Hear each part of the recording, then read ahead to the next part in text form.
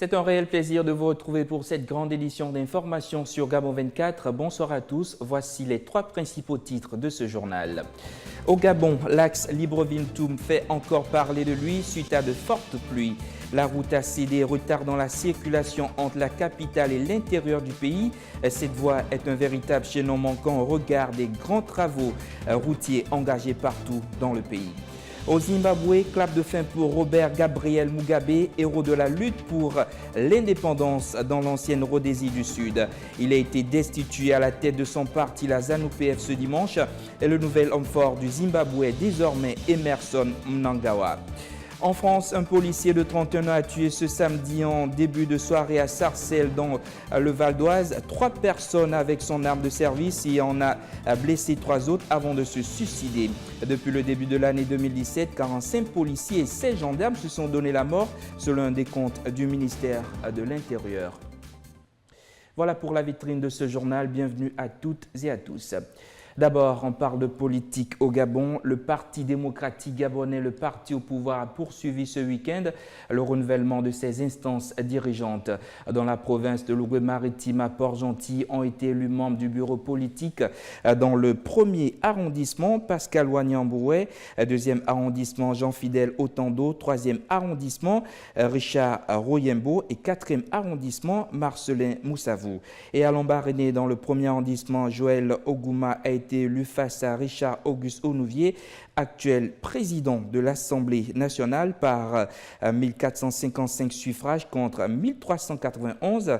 Et dans le 2e arrondissement de Lambaréné, Janvier Nguema Bumba a remporté le scrutin devant Joseph Moudiégou. Il a obtenu 401 voix contre 379. Nous reviendrons sur cette actualité au cours de nos prochaines éditions d'information. Et nous restons toujours dans le sillage du renouvellement des responsables des instances du Parti démocratique gabonais dans la province de l'Ogooué-Vido. Cette fois-ci, ont été désignés hier par voie élective. Eh bien, annoncé sous tension, l'élection s'est déroulée dans le calme et a enregistré une forte participation. Le compte-rendu de Hervé-Eric Mouélé, Sandy Adzabé et Peter Manfoubi, nos envoyés spéciaux à Makoko. Conformément aux orientations de leur secrétariat exécutif, les militants de base du Parti démocratique gabonais de la province de l'Ogooué-Vindo ont choisi par la voie des urnes les nouveaux responsables des organes statutaires du parti dans cette localité. Ces derniers se réjouissent du déroulement et des résultats obtenus. Entre les responsables du PDG de l'Ogooué-Vindo et les militants de base. En ce qui concerne l'Ogooué-Vindo, le terrain a parlé. En ce qui concerne le deuxième siège, plutôt le 2e arrondissement de Makoko, le siège a parlé également. Le score est sans appel. Plus de 460 voix d'avance par rapport à mon adversaire qui n'a eu que 25 voix. Il me semble qu'à partir de là, chacun doit comprendre vers qui penche la base de notre parti ici, au 2e arrondissement de Makoko. Ça a été un moment de forte solidarité. Ça a été un moment où la démocratie du parti s'est illustré. En réponse à tous ceux qui ont cru que les cadres du parti de la province redoutaient l'élection comme mode de désignation des responsables, Emmanuel Issozengonde indique que seul le terrain compte. Il y a une grande différence entre l'analyse ou le tableau qu'on peint de l'activité politique dans les salons à Libreville ou dans les organes de presse et la réalité du terrain. La réalité du terrain nous montre aujourd'hui que les responsables politiques de l'Ogooué-Vindo et particulièrement les responsables du PDG et moi en premier, nous n'avions aucune raison de redouter ce mot de désignation. Il faut relever que l'élection au 3e siège du département de l'Ivindo a été reportée sine die par le secrétariat exécutif suite au décès des candidats à ce siège au cours de l'accident qui s'est produit sur l'axe Koumameyon.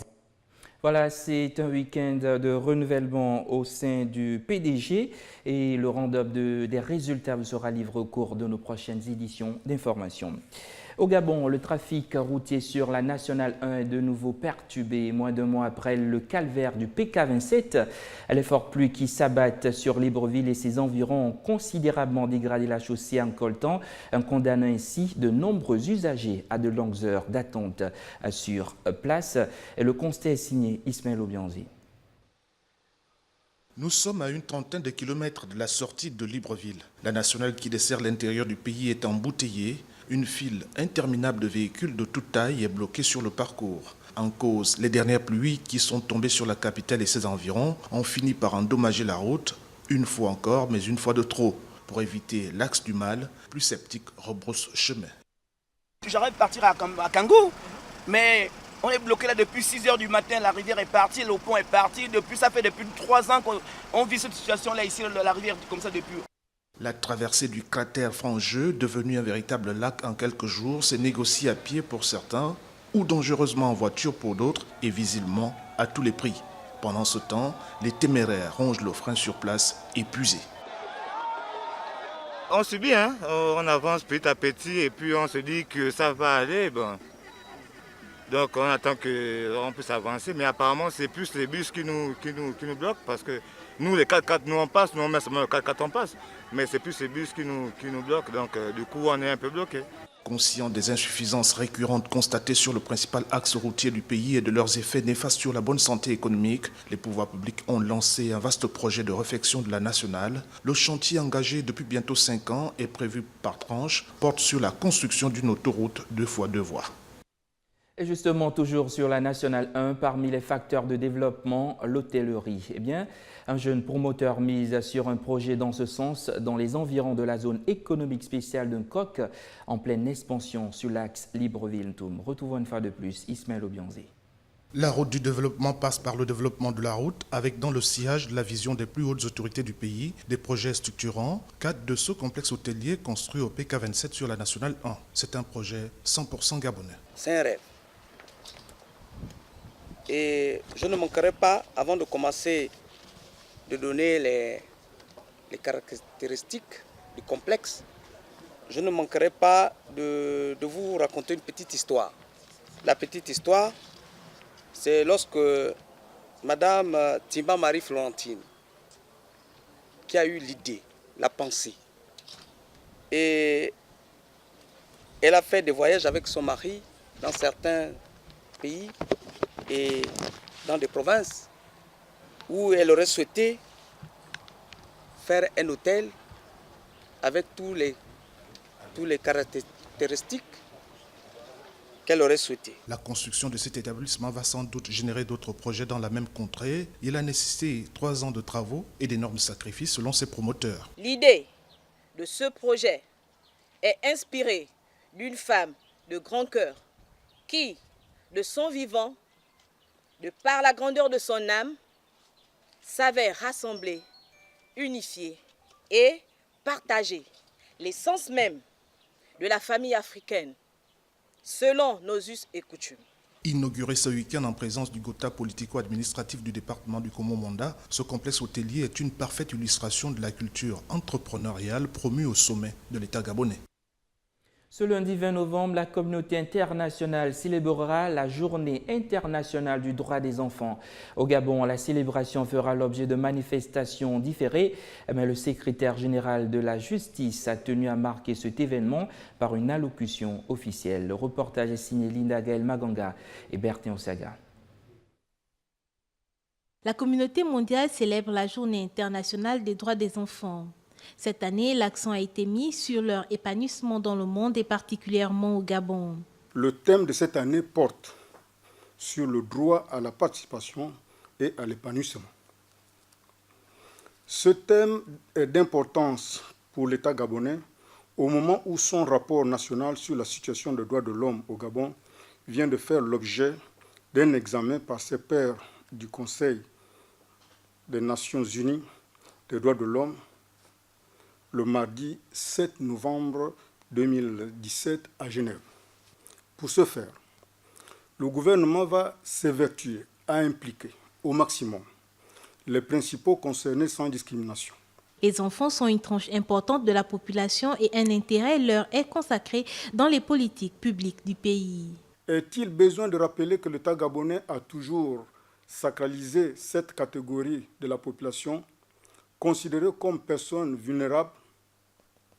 C'est dans ce sens qu'il est parti, en lien avec l'esprit de la Constitution de la République gabonaise, à la majorité des traités internationaux de protection des enfants et des jeunes notamment. les deux pactes internationaux de 1966, l'un relatif aux droits civils et politiques et l'autre relatif aux droits économiques, sociaux et culturels, la Convention internationale sur l'élimination de toutes les formes de la discrimination à l'égard des femmes ainsi qu'à son protocole facultatif. Le 28 novembre, dans la commune d'Ovendo, au sud de Libreville, des festivités seront organisées pour marquer l'événement. Et comme annoncé dans la manchette de ce journal, au Zimbabwe, l'étau se resserre autour de Robert Mugabe. Il a été destitué de la tête de son parti, la ZANU-PF, ce dimanche, et son épouse Grace Mugabe a été exclue du parti aussi. La ZANU-PF donne jusqu'à lundi aux vieux dirigeants en exercice au monde pour quitter la présidence du Zimbabwe. Le nouvel homme fort du Zimbabwe est désormais Emerson Mnangagwa, âgé de 75 ans, dont le limogeage est jugé inconstitutionnel par la ZANU-PF. C'est lui-même qui agira en tant que président par intérim du parti, et ce jusqu'au congrès extraordinaire de la ZANU-PF qui se tiendra du 12 au 17 décembre. Justement, nous vous invitons à suivre la déclaration circonstancielle du porte-parole de la ZANU-PF. Grace Mugabe a été démise de ses fonctions de secrétaire de la Ligue des femmes de la ZANU-PF pour avoir promu le discours de haine, la discorde et avoir assumé des rôles et des pouvoirs qui n'avaient pas été délégués à son bureau.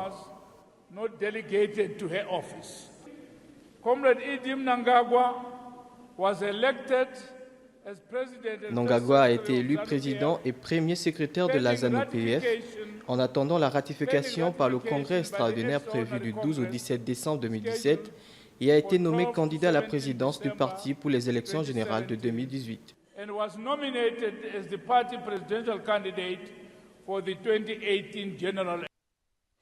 Le sujet du Zimbabwe suscite une attention particulière de la communauté internationale et selon cette information qui vient de nous parvenir, le président Mugabe a accepté de démissionner selon son entourage et de sources officielles, il s'adressera à la nation ce soir.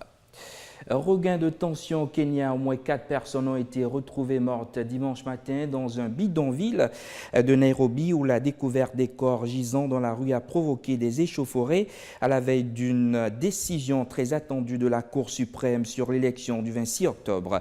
Les 4 victimes, 3 hommes et une femme, ont été découvertes dans le bidonville de Mathare, un des points chauds de violences électorales dans le pays depuis l'élection présidentielle du 8 août annulée en justice.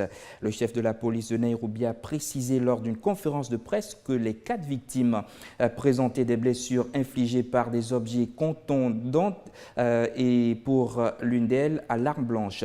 L'opposition affirme, elle, de son côté, que les victimes ont été tuées. Et justement, nous proposons la réaction du chef de file de l'opposition kenyane, Raila Odinga. Ce qui s'est passé aujourd'hui, en quelque sorte, a été planifié. C'est sûrement le fruit d'une planification minutieuse qui cible des personnes spécifiques. Des communautés spécifiques sont ciblées ici.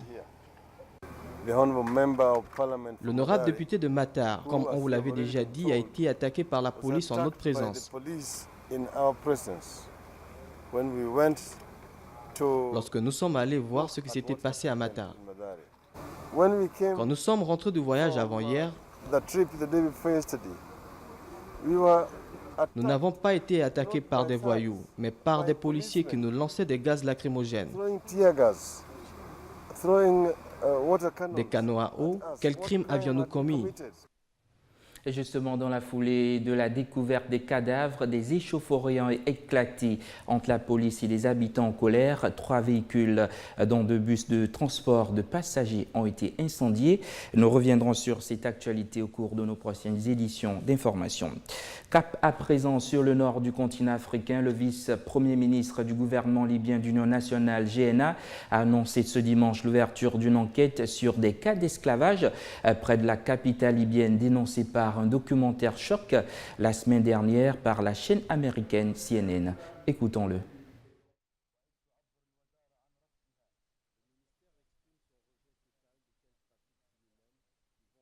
centre de la culture et des traditions du peuple libyen. Nous confirmons que ce qui a été publié dans les médias à ce sujet fait l'objet d'une enquête de la part des autorités libyennes. Le ministère exprime également son plein et explicite respect aux dispositions de la Charte des Nations Unies à cet égard et affirme sa volonté de respecter ces lois qui criminalisent la traite des êtres humains, l'esclavage et la servitude. Et comme annoncé dans la manchette de ce journal, avant de parler de la France, on prend d'abord cette actualité. Au moins 15 personnes ont été tuées et 5 autres blessées ce dimanche dans une embuscade lors de la distribution d'aide alimentaire dans la région d'Essaouira. Nous sommes dans l'ouest du Maroc. Eh bien, cette actualité vient de nous parvenir. Nous donnerons les précisions au cours de nos prochaines éditions d'information. Et nous traversons à présent la Méditerranée en France. Un policier de 31 ans, bon fonctionnaire apprécié de sa hiérarchie et qui était en instance de séparation, a tué hier à Sarcelles 3 personnes avec son arme de service et blessé grièvement sa petite amie avant de se suicider. Les précisions de Gabriel Ratanga. Il est 20h45 quand Arnaud Martin, gardien de la paix au sein de la compagnie de sécurité d'intervention à Paris, se rend après son service dans cette ville de grande banlieue parisienne. Là, il retrouve sa petite amie qui l'attendait pour discuter de leur séparation dans sa voiture à proximité du pavillon de ses parents, selon le procureur de la République. La discussion s'envenime, le fonctionnaire sort son arme et la blesse au visage. La jeune femme, qui était consciente à l'arrivée des secours, se trouvait toujours dans un état critique dimanche matin. Arnaud Martin abat ensuite 2 personnes qui, selon les premiers éléments de l'enquête, avaient tenté d'intervenir. D'abord un homme âgé de 30 ans qui écoutait de la musique dans sa voiture garée face au pavillon de sa mère et venait voir ce qui se passait, selon le procureur. Puis un autre passant âgé de 44 ans dont le corps a également été retrouvé à proximité. Le policier qui a également abattu le chien de la famille est finalement retrouvé mort d'une balle dans la tête. Son arme à la main au fond du jardin, selon le parquet. Après les attentats du 13 novembre 2015 à Paris et Saint-Denis, les policiers avaient obtenu le droit de garder leurs armes de service en permanence. Une disposition pérennisée et encadrée par plusieurs circulaires depuis l'été 2016. Les agents souhaitant porter leurs armes hors service doivent en faire la déclaration et avoir effectué au moins 3 entraînements de tir par an. Ces conditions s'appliquent aussi au trajet domicile-travail entre 2 services. Le pape François a convié ce dimanche au Vatican plusieurs milliers d'exclus pour partager avec eux sa première journée mondiale des pauvres, appelant les croyants à combattre l'indifférence face aux plus démunis. Retrouvons une fois de plus Gabriel Ratanga. Nous sommes souvent dans l'idée de n'avoir rien fait de mal et pour cela nous nous contentons, présumant être bons et justes, a déclaré le pape lors d'une messe à la basilique Saint-Pierre à laquelle assistaient quelques 7000 nécessiteux. C'est sur la place Saint-Pierre qu'il a concrètement transformé cette image symbolique en réalité avec l'ouverture provisoire pour la journée mondiale des pauvres d'un dispensaire médical gratuit immédiatement visité par des sans-abri. Accueillis par des volontaires dans des camions aménagés, des démunis ont accès à différents soins. Analyse clinique, cardiologie, dermatologie, gynécologie, maladies infectieuses. Dans un long message préparé à l'avance pour la journée mondiale des pauvres et qui devait être distribué dans de nombreuses églises du monde, le pape a demandé aux fidèles de tendre leurs mains vers ceux qui crient à l'aide et demandent notre solidarité. Le pape a étendu son message de fraternité à tous, indépendamment de leur appartenance religieuse. Le 13 mars 2013, le pape argentin, qui connaît bien de bidonvilles de son pays d'origine, avait déclaré vouloir une église pauvre pour les pauvres, expliquant ainsi pourquoi il avait choisi le prénom de Saint François d'Assise pour son pontificat. Il y a 1 an, il avait déjà déroulé un tapis rouge au Vatican pour quelques 3500 sans-abri et leurs accompagnants venus de 22 pays d'Europe. Plusieurs centaines de sympathisants de l'opposition haïtienne ont manifesté samedi dans les rues de Port-au-Prince pour critiquer la remobilisation de l'armée officialisée un peu plus tôt dans la 2e ville du pays par le président Jovenel Moïse. Le regard de Lina Gaël Maganga.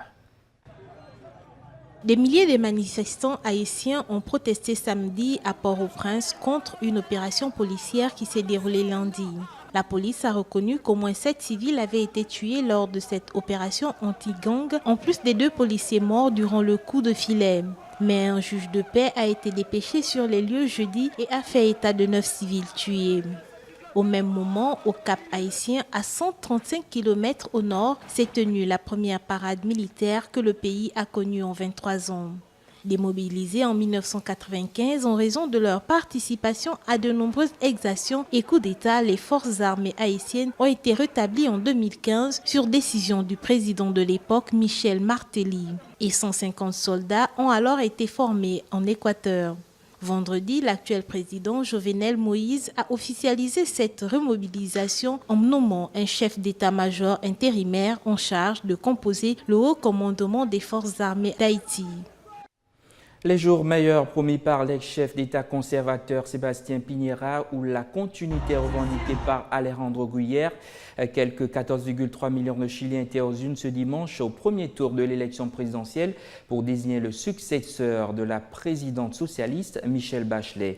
Pour ce scrutin majeur, 8 candidats sont en liste, dont 6 de centre-gauche, et les bureaux de vote ont ouvert depuis 11h GMT et fermeront dans quelques instants, sinon à 21h GMT précisément.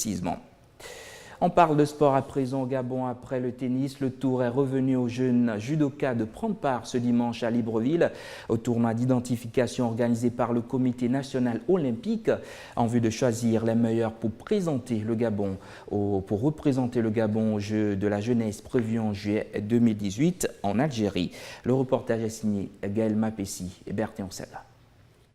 C'est environ une quinzaine de jeunes de deux sexes dont l'âge varie de 15 à 18 ans qui ont répondu présents ce dimanche à Libreville à l'appel du Comité national olympique pour prendre part au tournoi d'identification de jeunes talents en vue de préparer sereinement le tournoi de la jeunesse de juillet 2018 en Alger.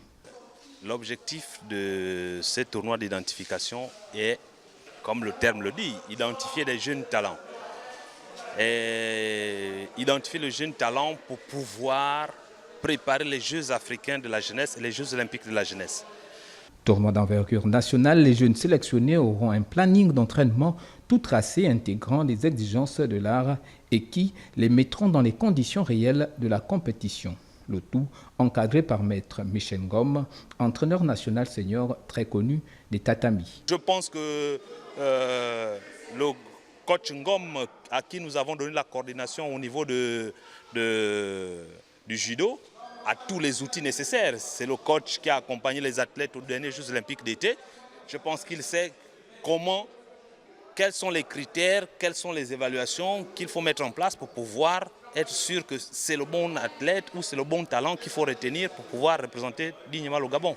Pendant 3 mois, la caravane d'identification va sillonner le pays pour coopter les meilleurs qui, au finish, s'affronteront pour un ultime tournoi qui désignera les représentants gabonais à cette compétition des jeunes qui compte bien d'autres disciplines. En prélude au lancement des activités de la saison sportive 2017-2018 à Libreville, le directeur technique national de l'Association des écoles Lontao du Gabon qui pratique le wushu a accordé un entretien à notre spécialiste des questions de sport. Il s'agit bien sûr d'Amel Djembogo. Les images sont signées Alex Signa.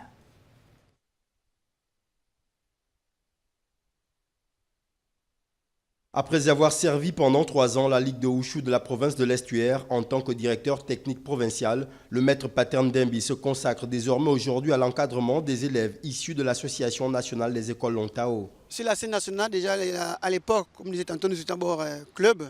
Alors nous avons participé à plusieurs championnats qui avaient été organisés par la Fédération gabonaise de wushu et puis encore avec la Ligue de wushu de l'Estuaire. Alors, quand nous sommes montés à l'association, c'est la même chose, mais en qualité d'association, nous avons déjà formé des juges arbitres avec l'expert Ipomo Betkopa que tout le monde connaît sur l'Université nationale. Et nous avons aussi formé aussi des instructeurs qui ont passé un grand stage au cours de l'année 2016 tout dernièrement. Et là déjà, avec cette formation, nous avons ouvert déjà les clubs à l'intérieur du pays parce que ces instructeurs ont été formés. Donc pour l'heure, ils doivent distribuer déjà leurs connaissances au niveau national. Pour cette saison sportive 2017-2018, de nouveaux objectifs sont au programme. Avec tout ce qu'on met en place comme programme, effectivement, c'est pour donner un boom dans les arts martiaux chinois au Gabon. Parce que le wushu aujourd'hui, il est plus ou moins, il n'y a pas eu trop de, comment on peut dire, de la publicité. D'accord ? Donc l'association des écoles Lontao viennent appuyer non seulement la Ligue, appuie aussi la fédération pour que le wushu puisse grandir d'une manière plus grande encore au niveau national.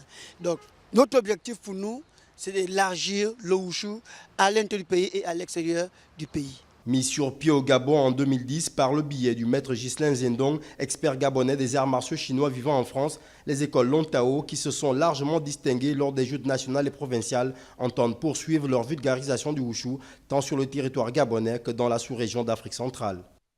Voilà, c'est sur cette actualité que se referme cette édition d'information, mais avant de vous quitter, le rappel des 3 principales articulations qui l'ont constitué. Au Gabon, l'axe Libreville-Toum fait encore parler de lui suite à de fortes pluies. La route a cédé, retardant la circulation entre la capitale et l'intérieur du pays. Cette voie est un véritable chaînon manquant au regard des grands travaux routiers engagés partout dans le pays. Au Zimbabwe, clap de fin pour Robert Gabriel Mugabe, héros de la lutte pour l'indépendance dans l'ancienne Rhodésie du Sud. Il a été destitué de la tête de son parti, la ZANU-PF, ce dimanche. Le nouvel homme fort du Zimbabwe est désormais Emerson Mnangagwa. En France, un policier de 31 ans a été tué samedi en début de soirée à Sarcelles, dans la Val d'Oise. 3 personnes avec son arme et de service et a blessé 3 autres avant de se suicider. Depuis le début de l'année 2017, 45 policiers et 16 gendarmes se sont donné la mort, selon un décompte du ministère de l'Intérieur. Voilà, c'est la fin de ce journal. Merci d'avoir été des nôtres. Restez en notre compagnie. L'actualité continue sur Gabon 24.